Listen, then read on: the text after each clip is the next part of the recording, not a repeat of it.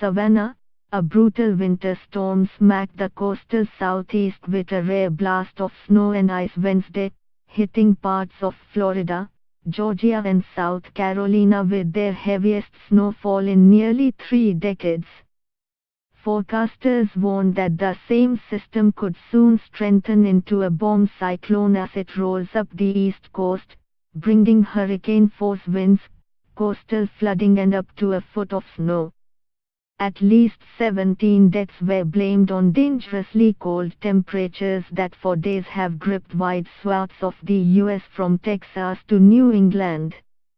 A winter storm warning extended from the Gulf Coast of Florida's Big Bend region all the way up the Atlantic coast. Forecasters said hurricane-force winds blowing offshore on Thursday could generate 24-foot, 7-meter seas. Alora Freeman, 8, watches as ice builds along a downtown water fountain in Atlanta on January 3. 2018 schools in the southeast called off classes just months after being shut down because of hurricane threats, and police urged drivers to stay off the roads in a region little accustomed to the kind of winter was common to the northeast. In Savannah, snow blanketed the city's lush downtown squares and collected on branches of burly oaks for the first time in nearly 8 years. William Shaw, a Savannah native, used baby steps to shuffle along a frozen road from his home to the post office. It almost seems the town is deserted just like in the last hurricane, said Shaw, 65. There's no one on the street. It's got a little eerie feeling. Dump trucks spread sand on major streets in Savannah ahead of the storm and police closed several bridges, overpasses and a major causeway because of ice. By the time the morning's dreary sleet and rain turned to fluffy snow, Savannah came out to play. Families with children flocked to Fawcett Park near the downtown historic district for snowball fights.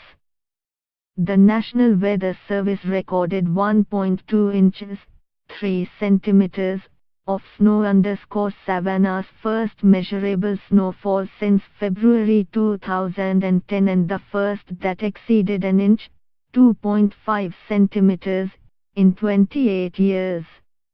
Across the Georgia-South Carolina line in Charleston, the Weather Service reported 5 inches, 12.7 centimeters, as the snow was winding down at 5 p.m.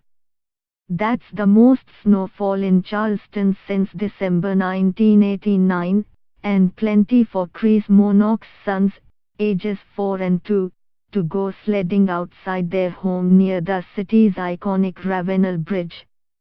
They probably will be teenagers the next time something like this happens, and that's kind of sad, Monok said.